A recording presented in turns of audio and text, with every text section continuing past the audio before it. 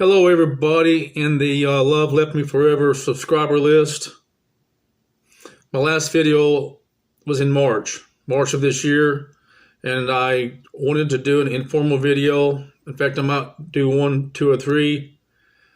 Because I'm using my cell phone, it's probably only going to be about 25, 26 minutes. So if it cuts off, I'm not going to come back and explain why. If it just goes and the video ends, then you'll know I ran out of space. I got about 25 minutes. I still haven't made any progress in all these months as far as getting a video camera, a new video camera, or a mic or a microphone for my computer. So I may make 1 or 2 videos tonight. I wanted to do it before the new year arrives. It's been a bad year for me, and it's probably the worst year I've ever had emotionally. And basically, I've been in bed for a year since March. I've been sleeping basically like go to bed at 2 o'clock in the morning, and I'll sleep until maybe 5 or 6 the next day, sometimes even later. Get up, stay up to 2 o'clock in the morning, and go back to bed. So that's basically been my life for the last 9 months. Depression, dark thoughts, and I wanted to start, like I said, I only got about 26 minutes per video. I got a list of things I'll try to cover. I started last year off very excited because right at the end of December 2024 is when I had that sexual encounter with the 54-year-old woman from Atlanta around December. It was on December the 30th. So I was really feeling good January and half of February, about the sexual encounter, and then it wore off. It wore off because I couldn't maintain the belief or the excitement, and I didn't continue having any more success, and I haven't had any more success with women. I hadn't even talked to a woman in over a year. Well, I'll take that back. I'll explain in a minute. But the point is, as good as that experience was with the sexual experience in the motel in December 2024, I couldn't maintain it because I didn't act on the feelings that I had. I didn't have the beliefs. I didn't take any action. I still believe I'm too old. I'm 68 and a half. So she actually even reached out one time, a couple of times actually, wanted to know if we should get back together. And then I said, sure. And then I tried to tie her down to a date, and then I wouldn't hear from her on Fling website for weeks, months, but I never got upset about it. I just expected that's just the way I've been treated by women my whole life, as if I don't matter. So, but she did reach out, and then another time I reached out to her and didn't hear anything back. And then the one that I really got excited about was back in October. She sent me an email, not an email, but she sent me a message on this Fling website, Fling, dating, sex site, and suggested that we get together around Halloween. And this time I thought she was dead serious, So I planned for that Halloween weekend, and she never acknowledged. I kept asking her to tell me. She wanted to get closer to where she lived. She wanted me to get a motel closer to Alpharetta, Georgia, where she lived. So I'd have to drive about 130 miles. The first time I drove 85 miles. Maybe not 130 miles. So if I would have gone to Alpharetta, it would have been about 120 miles, which, I'm more than drive an extra 40 miles. But, I thought it was kind of selfish on her part, that, she'd only have to drive like about 8 miles. But I got over that. The point is, she never responded. So then she sent me a message saying, let's get off of Fling. And she actually gave me her phone number to text her. And I've never called her. So now I have her cell number. And she did respond when I texted and said, did you get my phone number? But the point I'm trying to make is nothing ever happened. And I haven't pursued her. I haven't asked her if she wants to get together and have sex again. Because simply just ain't gonna play the game of waiting. So I thought her giving me the phone number, but I haven't heard a thing from her now. And I've had the phone number for a couple of months. So I pretty much have just written her off, and I don't see any point in me making the effort because I'm at the mercy of whether she responds back or not. And I don't have the money to ask her out for a date. I mean, this woman had a good job. I saw the vehicle she drives, a really nice vehicle. She works on some kind of political function. And so I don't have the self-esteem, the money, the car, the clothes to ask her out on a formal date, so I'm not going to do it. So that's what's happened with her. And then there's been no other sexual encounters. There's been no other attempts by me to meet women. I'm 68 years old. Nobody wants me at this age. And as far as the Fling thing, it's just a waste of time. I mean, I pay $9.99 a month. Who knows? Might get lucky. But I'm going to take a sip of this coffee because I'm kind of sleepy. So that's what happened to her. As far as making videos, I cannot wrap my mind around to technology. When I see what people can do on YouTube, when I see these young people, teenagers, and that can create all these fantastic videos with editing, and they can fade in and out, and then they can insert pictures. And I don't have a clue how they do it. And then when I try to do research about editing software, I'm presented with 500 different choices, or even just basic software on how to edit pictures. I can't deal with that. I grew up in the 60s and the 70s. I have high intelligence, but I just can't figure it out. I can't figure out how to make videos. That's why I can't get my music out there. I don't know how. I hate the way I record. The old way I was recording dry on that Zoom Q8 camera, and I hated it. I hated the sound, so it's not even worth. But the big thing is I've been in deep depression, darkness, waking up every morning, with a feel like I don't want to be here, no friends. Living without women and living without sex for 50 years, for 45 years is a living hell. I don't care how old I get, how much time goes by. I still feel nothing but resentment and hatred at myself. All my resentments and all my grievances all boil down to one thing: not being able to form relationships with women and have sex with them or date them or have intimate relationships. And the second source of pain is I hate and resent other people who have girlfriends or relationships, marriages, and I refuse to interact with the world. It's like a pity party. I will not have anything to do with anyone that has a relationship or has no problem getting relationships or having sex. So that's what happened when I went to my class reunion down in March.